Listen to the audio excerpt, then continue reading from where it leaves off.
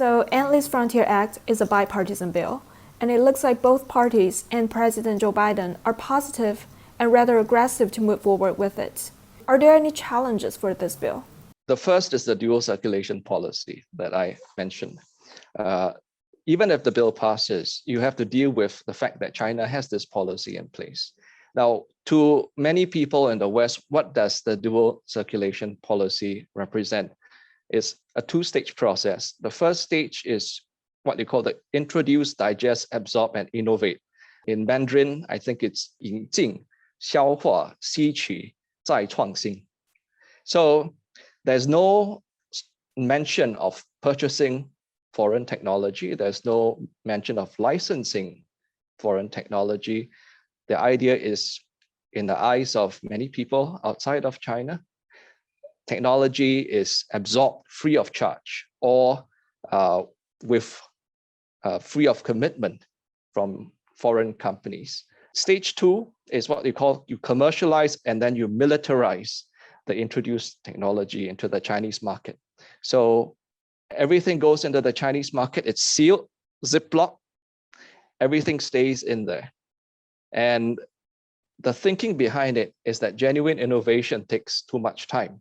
So the better strategy is we have a big market for most countries in the world. China is either the number one or number two customer or manufacturer. Many countries in the world have to deal with China. In order to beat Chinese goods, they have to innovate, they have to sell to China, they have to introduce that technology into China. Chinese market absorbs. That's why I say introduce, digest, absorb, and then innovate domestically. So that's the first challenge. The second challenge is the US patent laws themselves, which have put it out of sync with many other countries in the world, which penalized many of the most innovative companies in the US, biotech companies, but also tech companies.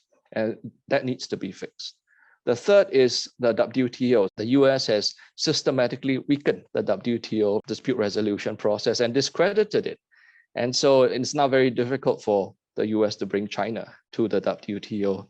And that, I think, is a third challenge. The fourth challenge is the challenge which President Trump most recently exemplified, and that is foreigners are bad.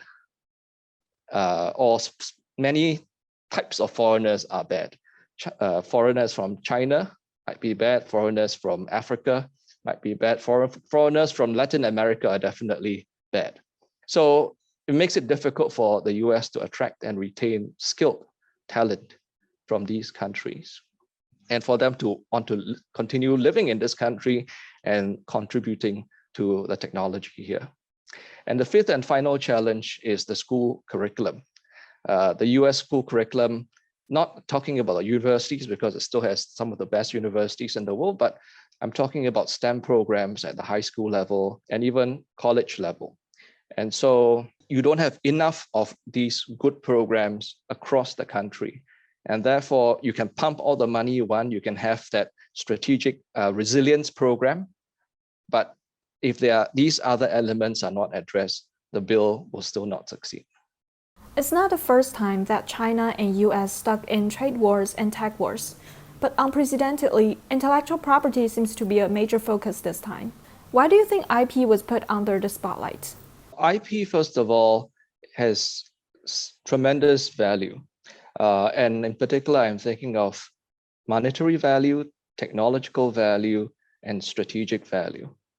What do I mean by monetary value? Well, if you look at the stock market here in the US and in many parts of the world, most of them are comprised of tech-heavy companies, whether it's Facebook, Amazon, Netflix, Google, the FANG companies, or Tesla. And all of these companies have lots of IP. In fact, the total value of IP in the US is $6 trillion, more than the nominal GDP of any other country in the world.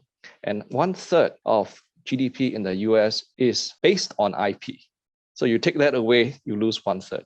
And half of US exports are IP. So monetary value is tremendous. What do I mean by technological value?